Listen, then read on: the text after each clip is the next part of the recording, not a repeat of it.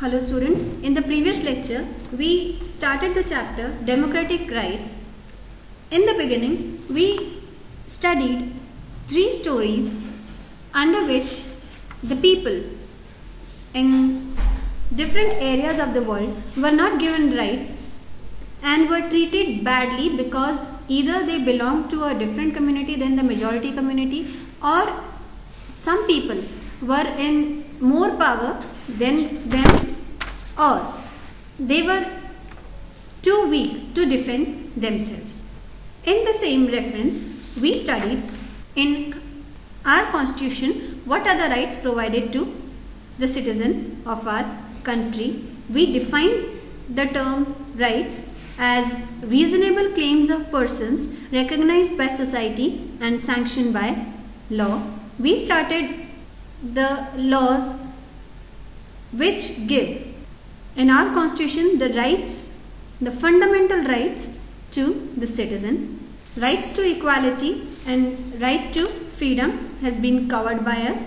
Now is the time for the third right, that is right against exploitation.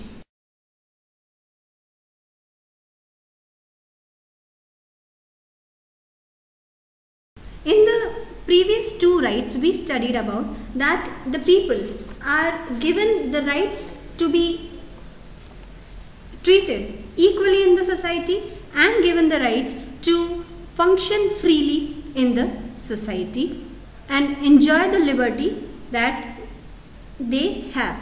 But with this liberty and equality, sometimes what happens is that the minority section, the people with less power, the people with less money are harassed and are treated badly.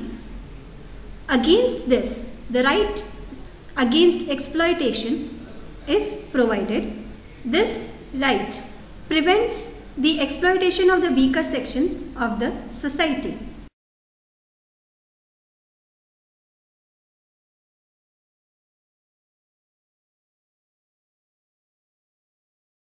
This exploitation can be done by human trafficking, by bonded labor, or by child labor, or by hiring people at dangerous jobs on very less wages.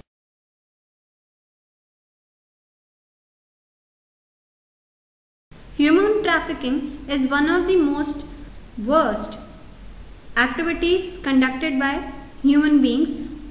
It is nothing but buy and sale of human beings. This human trafficking is basically seen in the poverty-stricken areas of the country where the people who are not able to fulfill the requirements of their families and their children in force, they sell their children, the females of the houses, against money, and then they are transferred to areas where they are physically harassed and used as servants, laborers, slaves, etc. So, human trafficking is a completely prohibited act. We can take a recent example of this human trafficking, a case of a girl child being sold to a family in Delhi where she was very cruelly treated. She was kept there as a servant and she was locked down in the house for 5 days without any food or supplements, and she was rescued with the help of an NGO. She was not given any kind of aid at home. She was badly beaten up, and such conditions are inhuman. So it is a completely prohibited act to buy and sell human beings.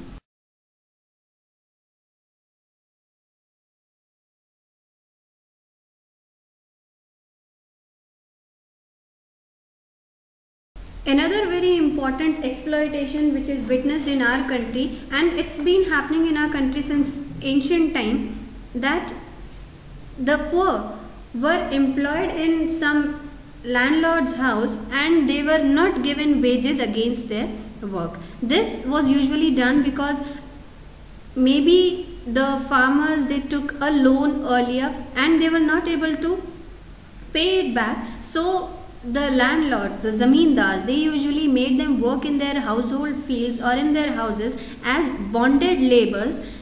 In Hindi we call it begar, and they had to work and they were not given any wages or any money against their work. This practice is also prohibited in our nation in the constitution, and if anyone is found practicing such activity, then it is a punishable crime.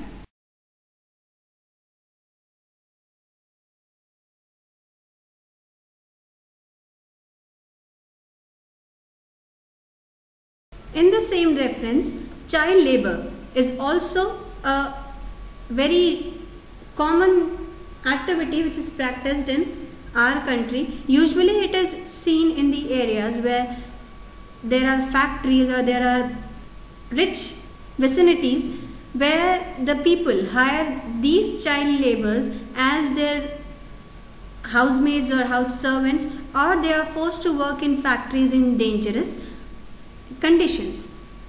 This is completely prohibited in our constitution. The children, if they are below the age of 14 years, they cannot be employed or be forced to work in any condition. It is their right to gain the education, and the government provides them education in a completely free manner here. If child labor are employed in industries or in dangerous activities, it is again a punishable offense and should not be conducted.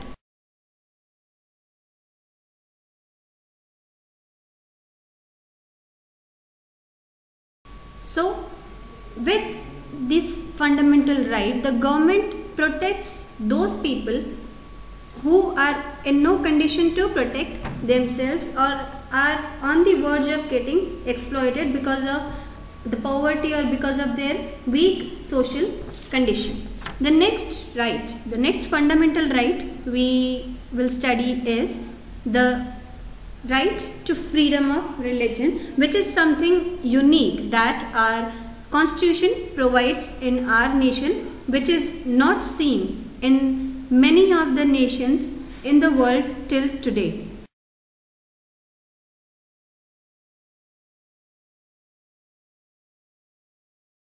It is the right to freedom of religion. As we all are aware that India is a nation of many cultures and religion, if the government at the time of independence had made one religion, one culture as the national religion, it would have been unfair to the other religions. So to get over this problem, the constitution makers accepted the diversity of the nation and changed it as a strength of the nation. They provided the citizen with a right to follow their own God, that is, the state was declared as a secular state.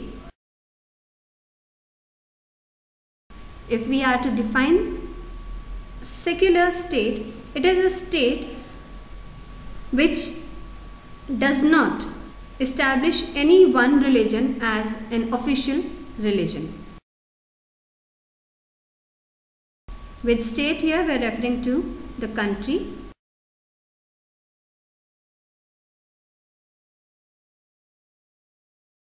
If this right was not provided to the citizen of this country, then it could have created a chaos, because many religions are followed by the citizen of India, and apart from the people who follow certain god, there are people who do not want to follow any religion at all. If any particular religion was thrusted on them and they were made to follow it, it would have been a breach in their right to freedom and this could not be done to them. So, the government provides them with the freedom to follow their own God, to practice the activities in their religion, and to promote and propagate their religion.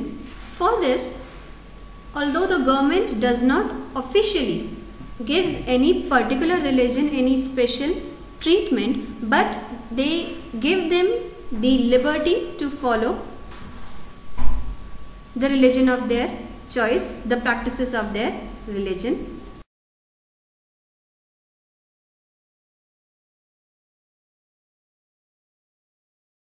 But with this freedom comes a condition as well, that in the name of religion they cannot practice any wrong activities. For example, in the name of religion there are people who sacrifice animals, or who are involved in supernatural activities, or who sometimes blame other people for conducting any activity on them with the supernatural power that they hold. For example, there was a concept of witches in our country as well, and they were treated very badly, and they used to burn the so-called witches in public, which was not a human activity, which was purely believed on people's misconception. So the government, yes, they give you the right to follow your religion in a free manner, but in the name of religion you cannot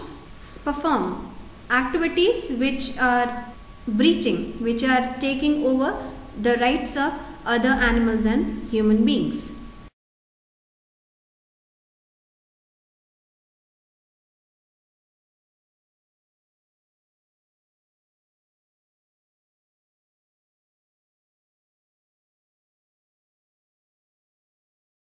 So, the country is declared a secular state and respects all the religion in an equal manner. In the next lecture, we will continue with the same fundamental rights. We will study the fifth fundamental right, cultural and educational right, and the right to constitutional remedies, and we will cover the expansion of the scope of the rights provided to the citizen of Indian state in the Constitution.